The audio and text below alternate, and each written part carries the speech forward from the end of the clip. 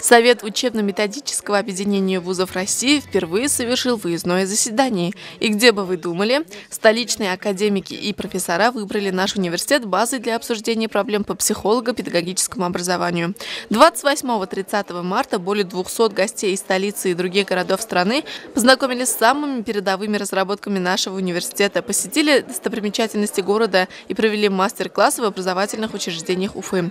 Факультет психологии встретил ученых традиционным чак-чаком, кумысом и караваем. Студенты ФП продемонстрировали, что будущие специалисты владеют творческими навыками.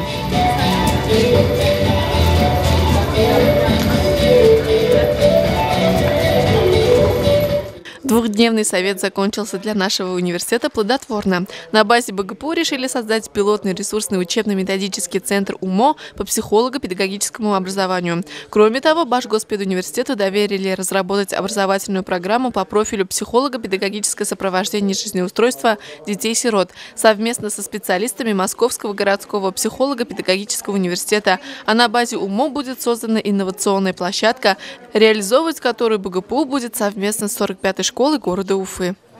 Это действительно впервые президиум и Совет УМО выехали за пределы столицы. Опыт очень интересный, потому что мы как-то снимаем какие-то особые стереотипы с восприятия материала. Люди дают серьезные предложения, которые иногда в Москве не проговариваются, а здесь они высказываются. И мне кажется, что такая ситуация только на развитие работает. На развитие и нашего мышления, и в целом наших решений, которые мы принимаем на таких заседаниях.